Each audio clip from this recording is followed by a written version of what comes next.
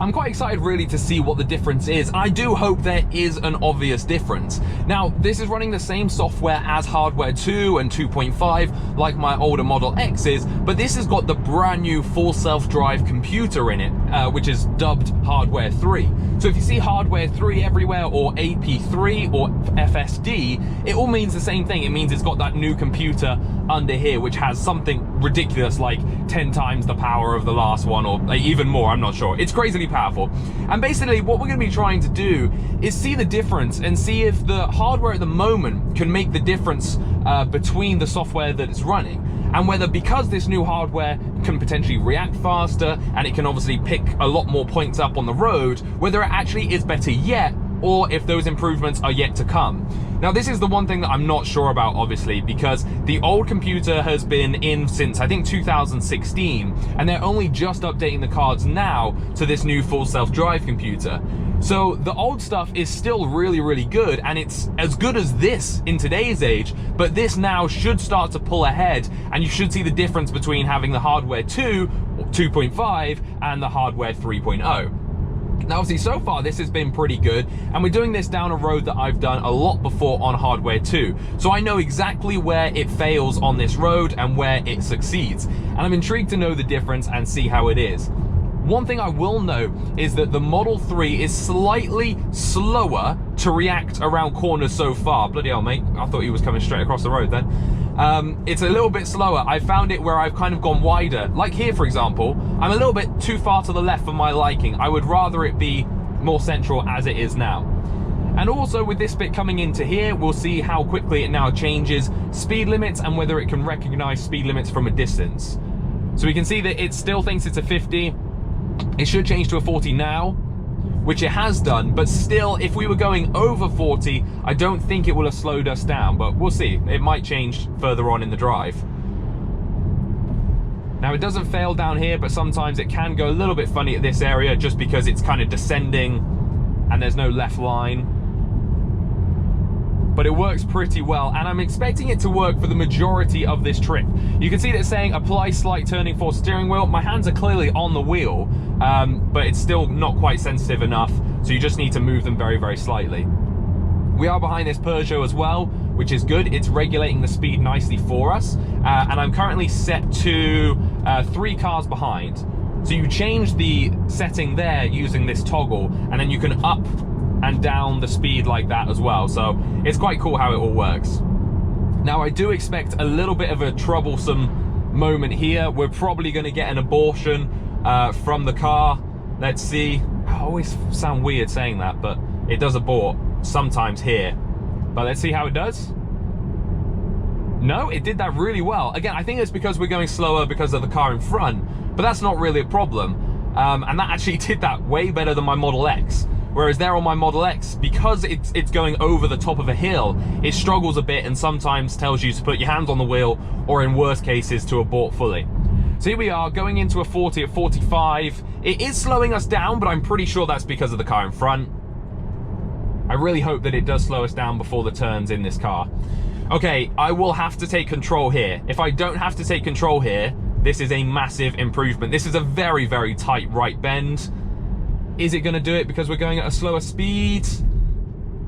Yes, it did it. Wow, look at that. It slowed us down to 30. We did get a warning. Oh, it broke very hard there.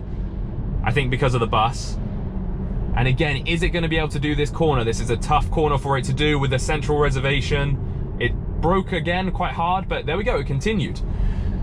Now comes the real test. Now, I've picked this bit of the road because there is no lines on this road at all. And this is new. This has had lines on it previously, and I'm really intrigued to see how the hardware 3 copes when there's no lines.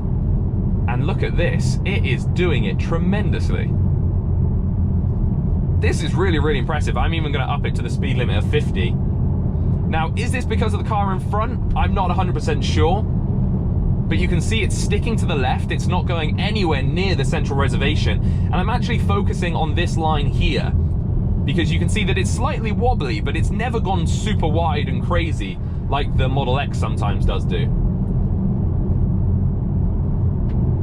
Wow, I'm really impressed with this. It's kept us on the left side. Again, no lines.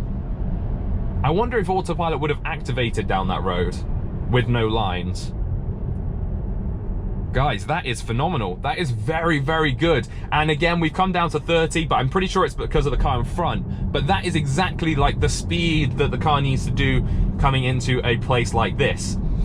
Okay, we've got some other pretty interesting tests coming up on this bit of road, including a very wide bit here, which does sometimes confuse my Model X. It's a little bit confused, sticking to the right here. Oh, there we go. Okay, yeah, it's not liking this. Almost looked like it was dodging a pothole there, but I think that was just fluke. It's a little bit skew-if there still. I don't know why the sat-nav's not following us. And here we're coming up to a roundabout, and someone's just done an illegal U-turn on a roundabout. At least I don't think you're allowed to do that on a roundabout, on a small roundabout with no central reservations. Let me know, actually. Can you do a full 180 on a mini roundabout? I always thought you couldn't. But it did well there, and it actually went over the roundabout. Again, there's no lines really here. It's on and off. And the car's following this Peugeot in front really nicely. Okay, we're braking. I'm not sure what we're braking for there. I think sometimes it's noticing lorries and buses on the other side of the road, because we're getting a bit of regen braking when there's a lorry on the other side of the road, which is a little bit strange.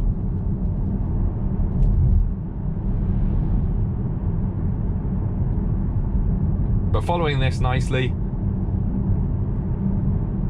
It's so strange having autopilot down here.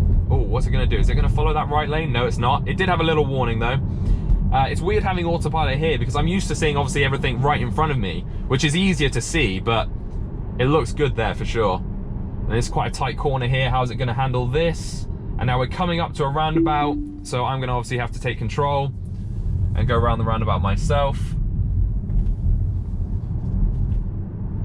And then put autopilot back on. It kind of forced straight and then carried on turning when I turned autopilot on. Oh, okay, apply light force. Yeah, my hands are always on the wheel. I hope you can see that my hand is always on the wheel here as it turns. But this has definitely been the most successful drive on autopilot I've ever done down this route so far. Let's hope that it continues that way. Okay, we can up it to 40. So you need to use this. So if you like flick fast, it does it 5 miles an hour. If you just flick it or like scroll one at a time, it will do 1 mile an hour each kind of click. But I've got it set to absolute, and I wish it did go up to the speed limit each time. When you've got it set to the speed limit now, I hope it will go to 60 here as we enter this 60. Let's just have a look and see if it does in fact do that. No, you can see it's got the 60 speed limit, but it's keeping us at 40. So I'm just going to up it. We're probably not going to get to 60 to be honest, so I'm just going to keep it at 50.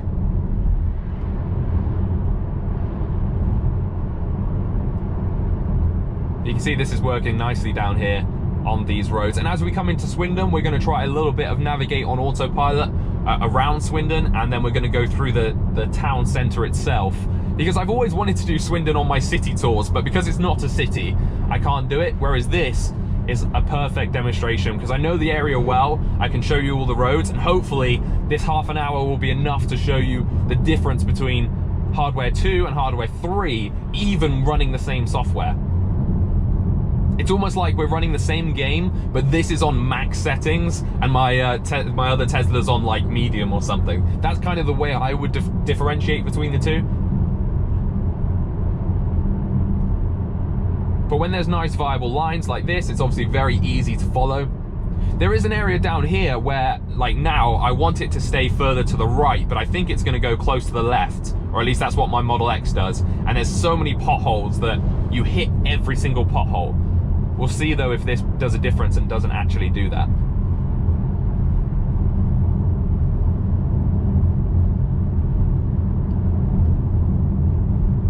Although the car has pestered me a couple of times to put my hand on the wheel, even though my hand is on the wheel, I found that this wheel is a lot more sensitive, which is really good because I can rest my hand a lot easier. Literally, you just need to touch it and just pull down very, very slightly, or have your hand resting at the bottom. And that allows it. So you see I've let go for a little bit, and then if I put it on, there you go. It's like the tiniest bit, and it will get the warning away. Whereas on the Model X, I almost have to like physically turn the wheel a tiny bit for it to register. So I assume something within the wheel is a lot more sensitive. Now, someone did tell me on the Model 3 that if you don't touch the wheel, I have got my hand on the wheel just here, and you touch the nubs instead, that will cancel the warning. So let's just really quickly see if that is the case. There's the warning. So I'm gonna just touch the nub. No, not anything. And I'm gonna turn the volume up. No, nothing. It's definitely the steering wheel itself. I'm surprised it's not using the camera here to make sure your eyes are facing forward. So this is the pothole area. Oh, yeah. Yeah. I'm assuming my GoPro is stabilizing that very well, but we've hit every single pothole. Yeah, every single pothole. So it just needs to come over slightly to the right here.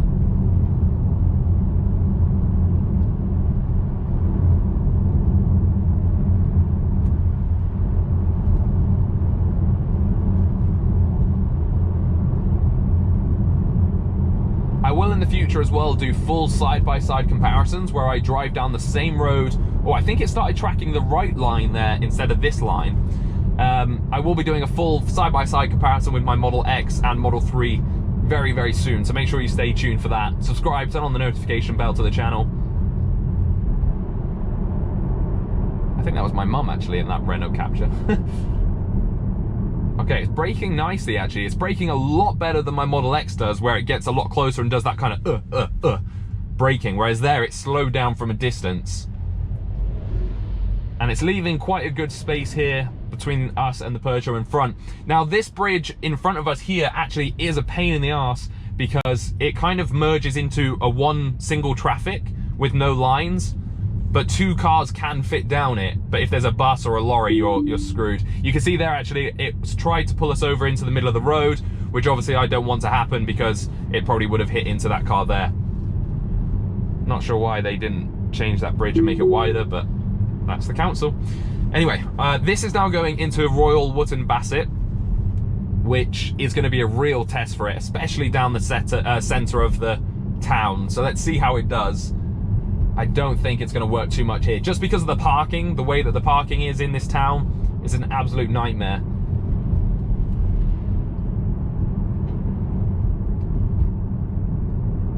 The lines are quite faint as well, but it seems to be doing it okay. We are slowing down nicely as well there, and I'm going to stop here and keep clear free and let this lady go once she figures that out. All right, not even a thank you. Cool. Anyway, onwards. So here again, I'm going to have to pull off obviously because it kind of cars are parked on the left, but also there's no lines and there's a huge lorry at the top waiting. So yeah, and he doesn't even look like he's going to stop to come down. That's not too bad. All right, here we go. Oh, interesting. Wow, okay. I don't know why it was showing us a red there for the car in front when it was in control, but for some reason it decided to do that.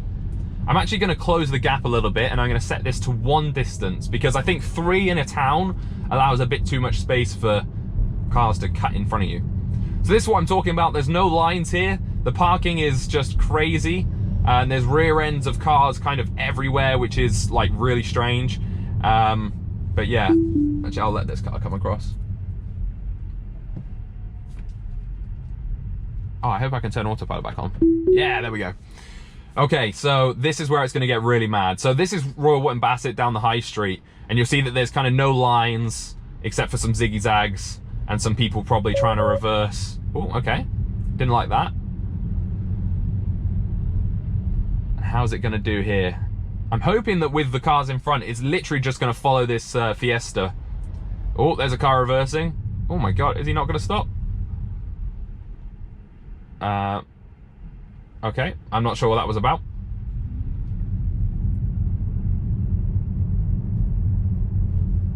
It's doing okay actually. I think it's using the parking spaces down the left as almost like a line, and it's following those, which is quite good. Again, here we're losing all lines, and then the cars kind of do this weird diagonal thing, and the parking is on the road slightly. Yeah, the parking here is a little bit of a mess. See the car's forced left there.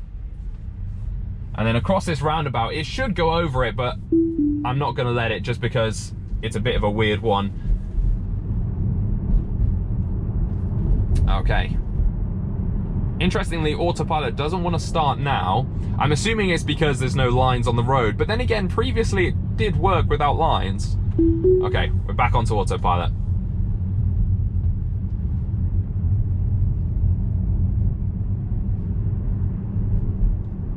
It's following these lines quite nicely. The road does go wide here, where before, actually I've had issues with the bus stop where the car slightly goes to the bus stop, but it worked pretty well there.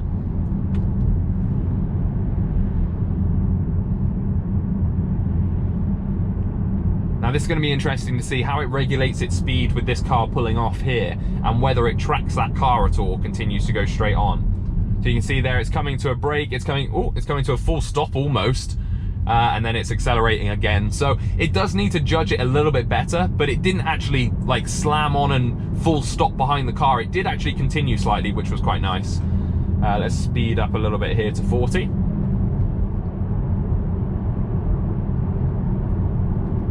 Oh, we had a little break there. I'm pretty sure it's because of that Golf. It thought the Golf maybe was in our lane.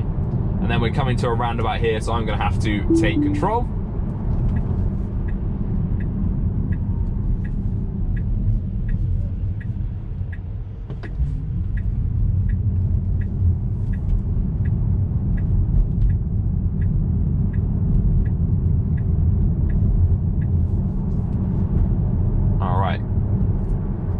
Try to get Autopilot back on. There we go. And again, no lines here, no lines on the left or the right, but it's found its way through there quite nicely. And now this is the road into Swindon that we're going to be doing. But what we're going to be doing first is the navigate on Autopilot. So what I'm going to quickly set is I'm going to set Greenbridge, because I'm pretty sure Greenbridge should take us down the motorway. Oh no, it didn't. You see there, Autopilot had a little bit of a flick. Okay, well, I'm going to go to somewhere else then. Where am I going to go? I'm going to go up there.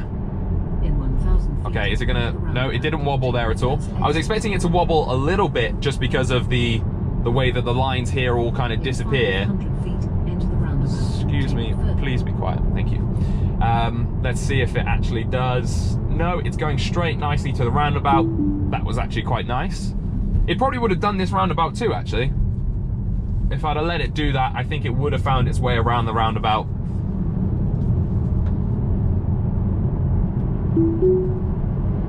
Here we go. Past Sally Pussy's. Seriously, that place to eat is so good. I drove past it so many times and never went in because it had a weird name, but we went in and ate at Sally Pussy's, and her food is great. Anyway, so this should bring us on to navigate on Autopilot to do a little stretch. So I just want to show an on-ramp and off-ramp with maybe a lane change on the motorway here. I'm going to set the car back so it's 3 behind the car in front again rather than 2.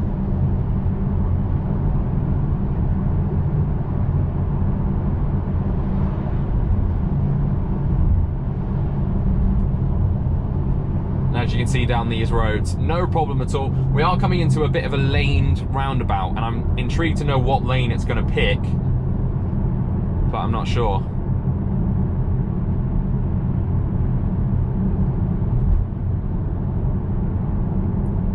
Let's have a look. So we want to be in the right-hand lane, but let's just see what the car's going to do here. Yeah, it picked that lane. I think it was kind of forced to pick it, to be totally honest. And then it's going to go... Oh, actually, I don't want to go that way, do I? I don't even know the lanes myself. I want to go this way. They've changed this roundabout recently, and it's pretty confusing to what they've changed it to. You just ran a red light, Renault. Whee!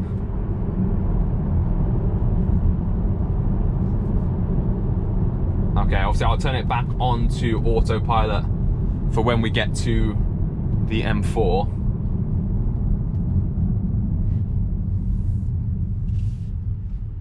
I wonder if it'll work now. Is Autopilot going to work? No, it doesn't want to work just yet. Just looking to see if it will do. Oh, it did for a split second. It was up for it then, and then it decided not to. No, it did it again for like another split second and then turned off. There we go. Okay, right, we're into autopilot now, and this is navigate on autopilot, and this is going to be a lane change, merge in and merge off of the motorway. Fingers crossed it all goes smooth. So the car's not asking me to do anything here. There's no one approaching. It's asking me to confirm the lane change. I've done that, and you can see, whoa, Jesus, I took that over because it just felt like it was swinging too much. And again, it's the same problem that I have every single time with merging. It wants me to go into that lane, which it's doing with no problems. But again, merging, I have the same problem every single time, and it's just that little hiccup where it's like, oh, can you confirm to move over? But when I do confirm, it actually changes lane like a normal lane change, and it doesn't just merge on slowly. So it did ask me to come out to this middle lane, and now it's asked me to go back to the first lane. But I'm going to stay in this middle lane because we are going to overtake that lorry in a minute. But again, it's showing that it's a little bit undecided on what lane it wants you to be in, which is understandable. Because I don't know, well, it kind of is understandable, because it's an American system. I think it does a little bit different. Like now it's asking me to overtake everybody else, but I kind of don't want to do that because I know I'm coming off in a few miles. But I'm going to follow what it says anyway and see if we are indeed going to overtake this car. And again, when you have the speed limit set on this, when you're on the motorway, it actually lets you go higher. So you can see that you could go like up to 75, you can go up to 90, whereas on the other roads, it won't let you go over the speed limit if you have it set to absolute, which is what I have it to. So it allows that little bit of freedom on the motorway, because obviously everyone goes a little bit, well, most people go faster on the motorway. Yeah, so it's quite cool. But like now, there we go. It's asked us to get into that lane. I am obliging. Oh, okay. Apparently it doesn't want to. I'm gonna try it again. There we go. And I don't think it wanted me to get into this lane because of this van in front. So I'm going to indeed go into that other lane and get around this van and get around that lorry that's overtaking the lorry in front of us. But you can see that overtaking is absolutely fine. We're set to 3 distance back, and that's worked out pretty well for us. But it's just the merging onto the motorway. It just doesn't work at the moment. It really doesn't work at the moment. All right, we're going to, let's see what the car says actually. Is the car going to tell me to get into that left lane? I should do. But yeah, it's not telling me. What about now? Now that car's moved. It should tell me. This is really annoying. Come on, Tesla. You should know that we can't sit in the 3rd lane like that. We're not a German car anymore. We are American, so we will undertake everybody instead.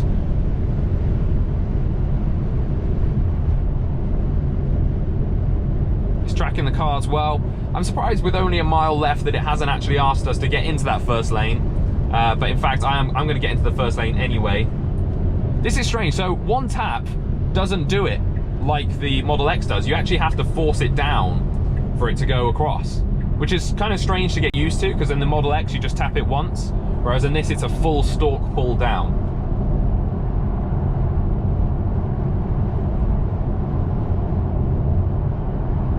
So we're going to be coming off the M4 in a minute,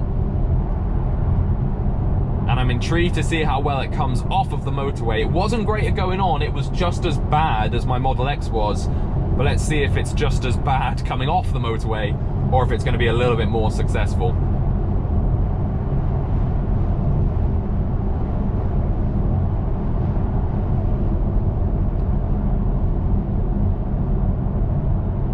So it's not asking us to change lanes, because obviously we're just a mile away from the junction. And it's now telling us to stay in, or get to the 4th lane. There isn't a 4th lane, but I assume it means at the junction. But that's kind of strange, because you might think of that as, oh, should I get into the hard shoulder? But obviously not.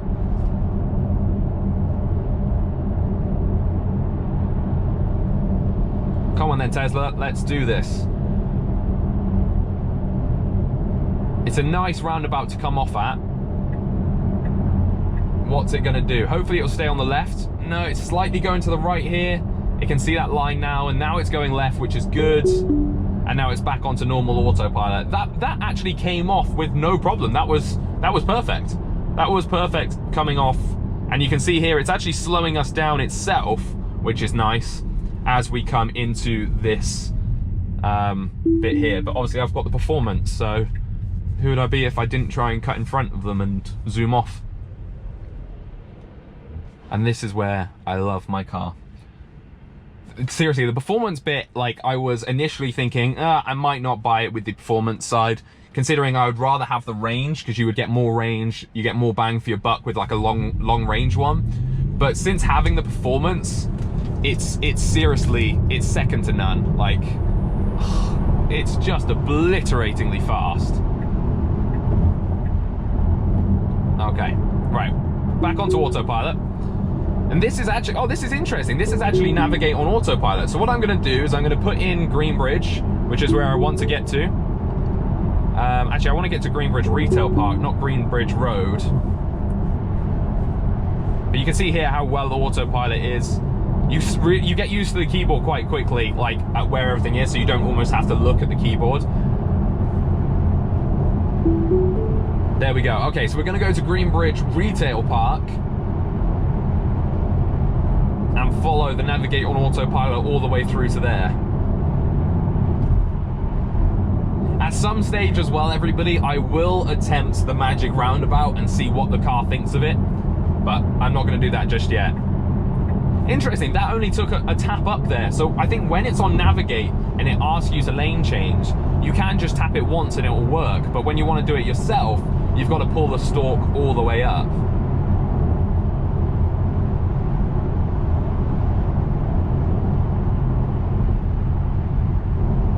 This is nice though, it's doing it really well. It's a lovely little cruise.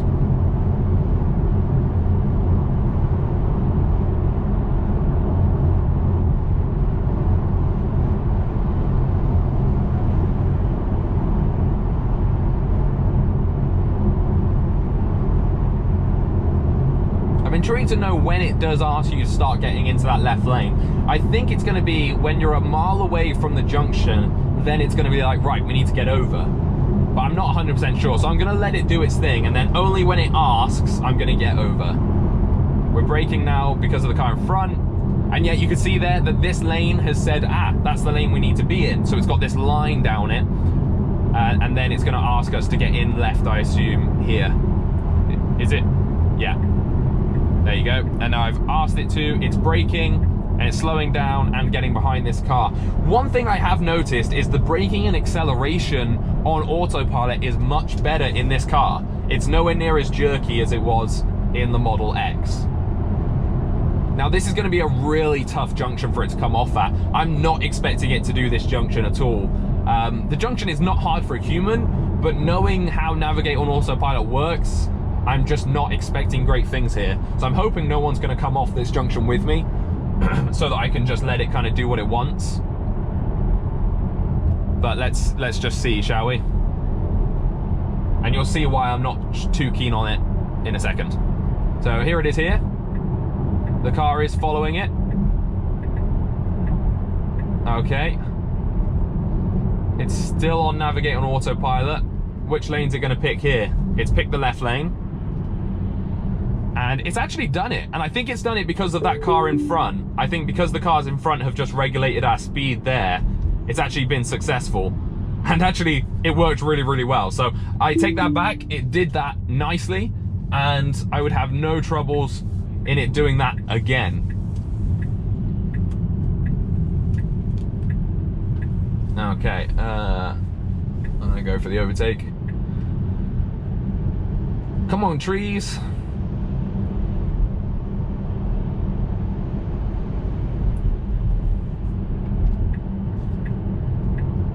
And we'll get into this lane.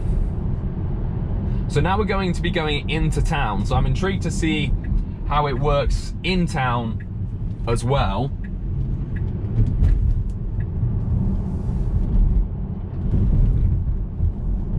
Okay, when's it going to pick up then for autopilot? It did for a split second just then, and then it turned back off again. There we go. Okay, yeah, we're doing this strip then into Swindon to the Greenbridge Retail Park, and then I'll do an extra little auto park for you all as well. after yesterday's video, auto parking around everywhere. But let me know down below in the comment section how you think this has done. Has this done better than the Model X? Or are you gonna wait for a side-by-side comparison to really let me know which one you think's best? And what I think I'll do is I'll do a road, get the other car, do the road, and try and mimic it exactly the same in terms of speed and stuff, and just let the car obviously change where it's going. I'm assuming we're gonna get red lighted here, which would suck. Oh, no. Oh, we're just making it through. Nice. And it followed that row fine as the lights changed. But you can see it's working well. It's doing well here. This is an easy kind of road into Swindon.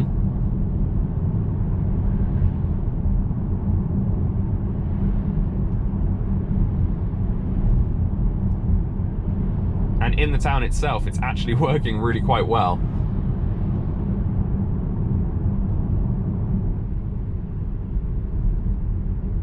So we're coming up to a laned roundabout here, and I just want to see what lane it's going to pick. It's obviously, oh, it's going to just pick the lane straight in front of us, which obviously makes sense. But is it going to follow the lanes around? I'm not 100% sure. Again, I'm pretty sure I'm going to get red lighted. Ah, just red lighted. I think it might have attempted to do that roundabout, but I don't think it would have done it properly, just by the way that like the lines kind of cross over each other a couple of times. So there's our end goal, which is the Greenbridge Retail Park over there. Fancy a McDonald's, to be honest. Bit naughty, but Holly's not with me, so I think I could get away with one here. And yeah, we'll try and do an auto park. And I also want to buy something to extend the GoPro so that it can be a little bit lower down, because I think the lower down angle looked better in the Model 3. And I need to go and buy myself a little bit of a longer arm just so that the GoPro can actually do that lower down shot.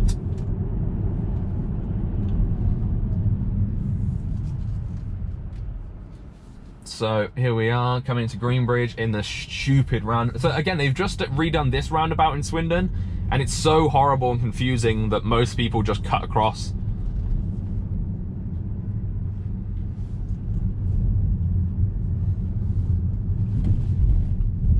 Like this. I don't think any car is going to be able to do this like this place soon, because it is just really, really confusing. Okay, let's find a spot then and have a go at parking in said spot, shall we? I need a spot with two cars kind of either side.